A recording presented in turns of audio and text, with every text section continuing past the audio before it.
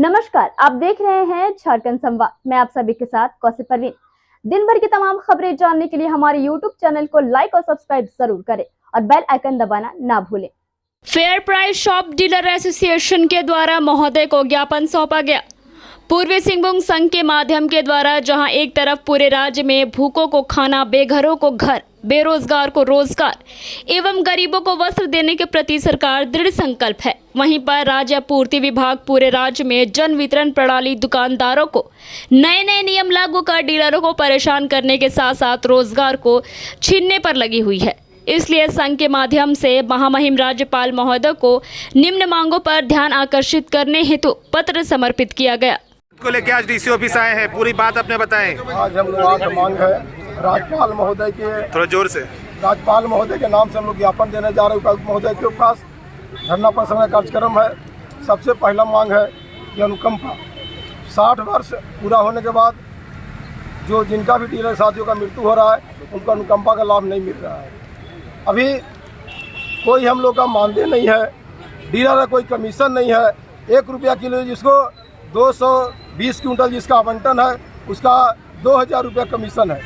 2000 रुपया कमीशन तो दुकान के भाड़ा है, तो बोलिए कि डीलर का मट्टी खाएगा, जिंदा कैसे रहेगा। इसके तरह सरकार को उस पर कोई ध्यान नहीं है। बराबर हम लोग मांग करते रहे कि हम लोग को कमीशन मानदेय कुछ दीजिए ताकि मेरा भी रोजी रोटी चले।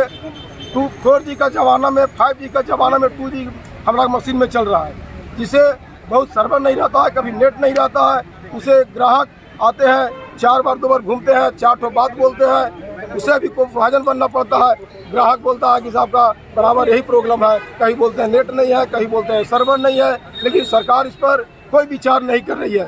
और बराबर कभी तराजू खराब हो जाता है, कभी पोएस मशीन खराब हो जाता है। एक पोएस मशीन का बैटरी का 2350 रुपये लगता है, वो भी डीलर को घर से भुगतना पड़ना, उसका घर से भरपाई करना पड़ता है। मशीन खराब होता है, तराजू खराब होता है, जो भी खराब उसका होता है कम से कम सरकार उसका मेंटेनेंस सरकार करे, डीलर को अपना घर से उसको भुगतना नहीं पड़े।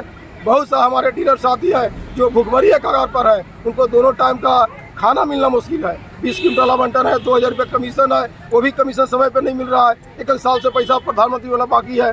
कोरोना काल में हम लोगों ने जान हथेली पर रख करके काम किया। झारखंड में 25,000 डीलर काम किए, हमारे कई साथियों का झारखंड में मृत्यु हो गया, लेकिन सरकार के द्वारा उसको कोई मुआवजा नहीं दिया गया। अभी राजस्थान सरकार के द्वारा कोरोना काल में 50-50 लाख रुपया करके 4 डीलर साथियों जिनका मृत्यु हुआ था, राजस्थान सरकार 50-50 लाख रुपया 4 डीलर को दिया। मगर इस झारखंड में इस तरह का क्या प्रावधान है क्या? पूरा देश में ही प्रावधान था कि जो भी कोरोना काल में काम करे उसको कोरोना योद्धा घोषित किया गया। लेकिन सरकार हम लोग को 80 करोड़ जनता को राशन हम लोग भारत सरकार ने वितरण किए, लेकिन राशन डीलर कोई कोरोना योद्धा घोषित भी नहीं किया गया, कोई सुविधा नहीं मिला। अपना जान हथेली पर रख करके हम लोग कोरोना काल में परिचय दीजिए, अपना परिचय दीजिए। मोहन साहब अध्यक्ष फेयर प्राइस डीलर से।